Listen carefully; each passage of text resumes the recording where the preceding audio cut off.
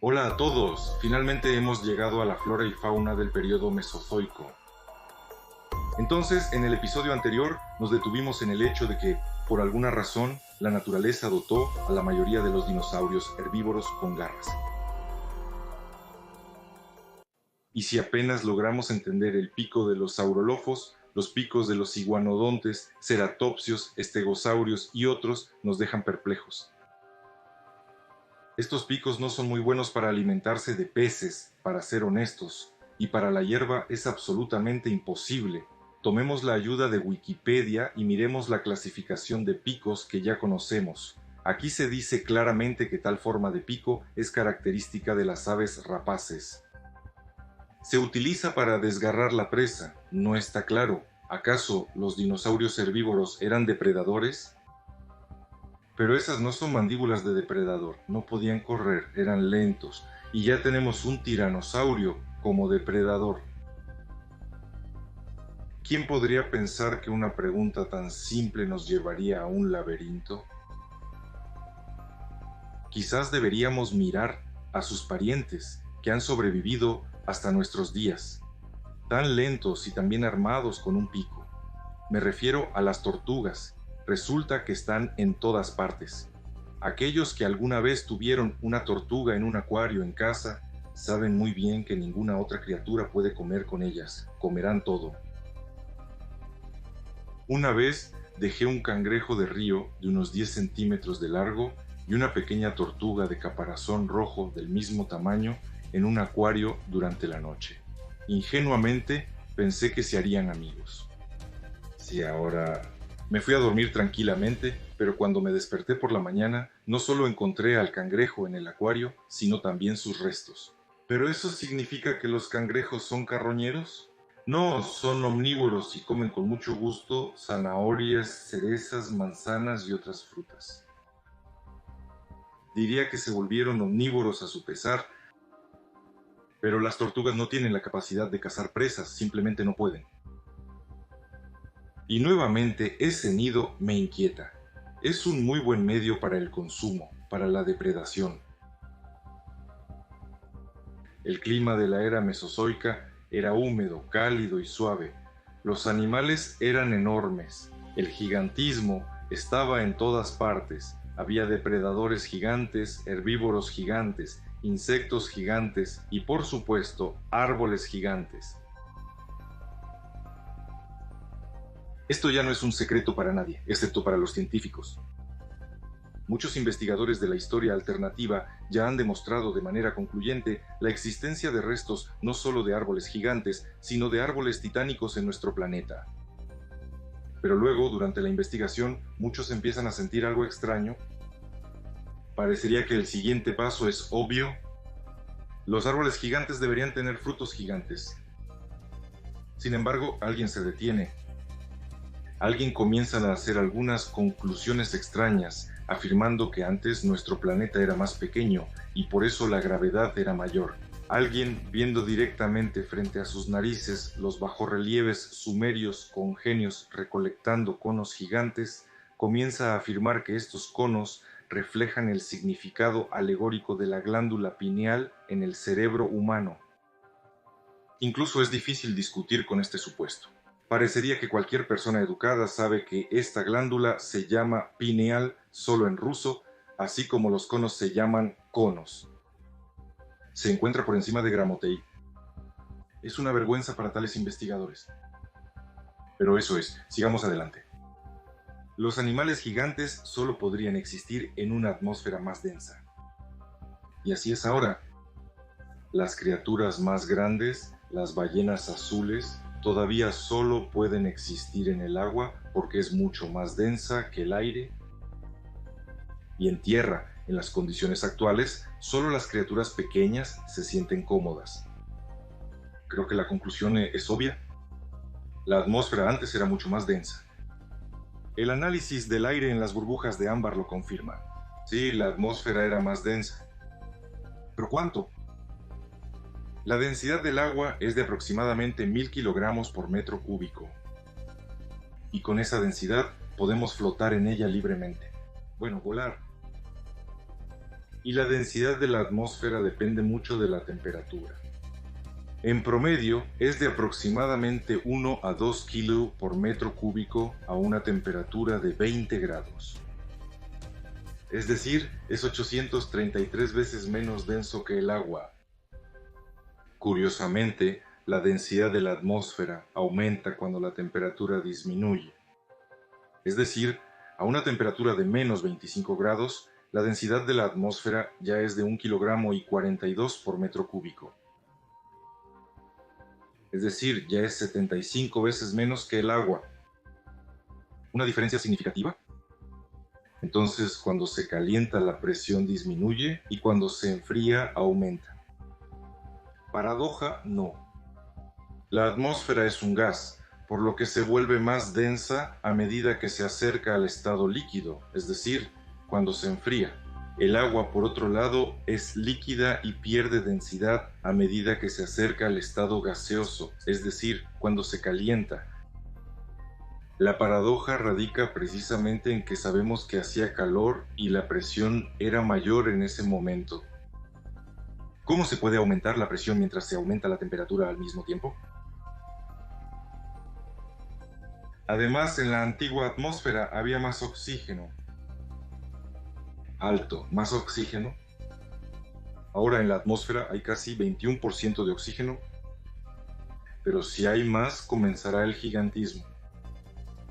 Muchos concuerdan con esto, científicos e investigadores independientes por igual, pero por alguna razón todos olvidan que tan pronto como la cantidad de oxígeno en la atmósfera alcance el 27 a 30%, es decir, un poco más de lo que es ahora, simplemente se incendiará. Entonces, ¿había algo más que impedía la combustión libre de la atmósfera? Personalmente creo que fue el aumento del contenido de vapor de agua. Es complejo explicar esta paradoja de forma diferente. La atmósfera era densa y muy húmeda. Me atrevo a suponer que los recursos del planeta son limitados. Si algo se está gastando en algún lugar, está desapareciendo ahí mismo. ¿A qué me refiero con esto? A que para mantener una alta presión y humedad, la atmósfera contenía millones o tal vez miles de millones de toneladas de agua. ¿De dónde venía? Y no había más lugar desde el océano mundial. Entonces, el nivel del océano mundial estaba por debajo del actual, mucho más bajo o no mucho, ese no es el tema de este video. Lo crucial es distinto. Y entonces un día mi vida se volvió de cabeza. Entré al canal de Elena Tapsida y no podía creer lo que veía en mis ojos. Ella encontró lo que todos los alternativos y paleontólogos habían estado buscando. Lo que los paleontólogos realmente ocultan. Ella encontró las enormes ramas de esos mismos árboles.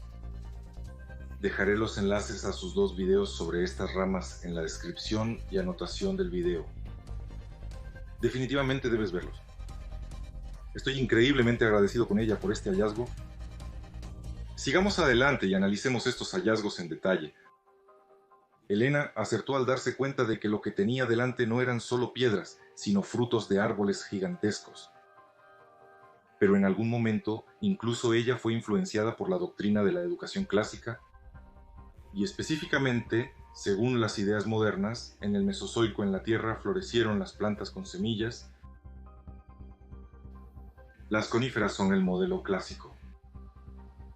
Y también los bajorrelieves babilónicos, que representan genios alados, recolectando algo similar a las piñas.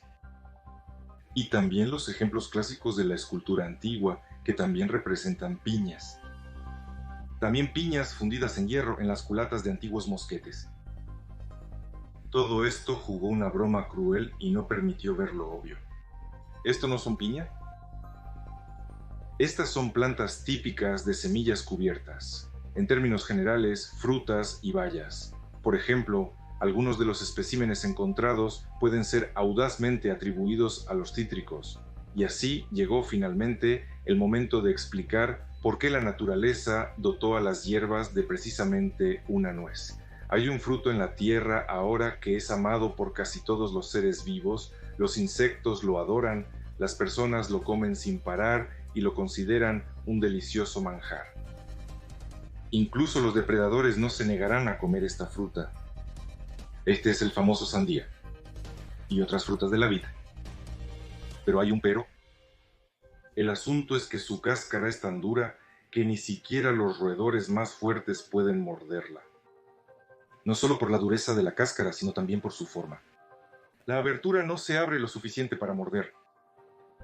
Así que resulta que absolutamente todos aman la sandía, pero en la naturaleza no tiene enemigos capaces de morderla. Por eso los botánicos dicen que la sandía salvaje es tan redonda y densa, para rodar libremente por el desierto, y en algún momento, al chocar contra una roca, dispersa sus semillas por la arena del desierto. ¿Crees en esto? Personalmente creo que eso es absurdo. La naturaleza es genial y no hace nada sin razón, pero podría ser, ¿hay alguien en la naturaleza que se alimente de sandía? Sí, son pájaros. Solo ellos pueden perforar un agujero en la gruesa piel de la sandía con su pico y así abrir el acceso a la dulce pulpa para todos los demás seres.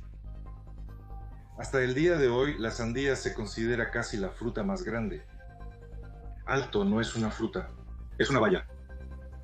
Como sabemos, debido a una atmósfera más densa en el Mesozoico, el gigantismo se desarrolló considerablemente. Y los árboles también eran gigantes, y en ellos, por supuesto, frutas gigantes.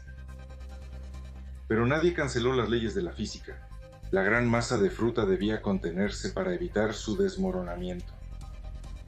La gruesa piel de la fruta realizó esta función. Y solo había dos formas de romper esta piel.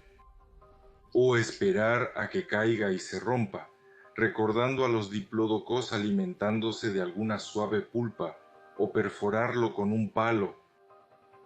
Para esto, la mayoría de los herbívoros del Mesozoico tenían un pico. Por cierto, recuerda al iguanodón de la serie anterior con su gran dedo óseo. Imagina lo cómodo que sería sostener una bola redonda de fruta en esas garras y usar el dedo como un abrelatas para pelar la piel. Por supuesto, estoy hablando de frutas en el sentido más general. Por frutas me refiero a melones, calabazas, frutas de durián y posiblemente tipos desconocidos de árboles frutales extintos. Y los científicos siguen insistiendo obstinadamente en que solo había plantas amantes del frío en el cálido y húmedo Mesozoico y las plantas de semillas cubiertas amantes del calor solo aparecieron ahora cuando se volvió más frío. Sí, ahora mismo. Ahora miren esto. No hablaré mucho sobre cómo tengo razón. Estoy convencido de que mis espectadores son inteligentes. Solo contaré dos detalles interesantes más.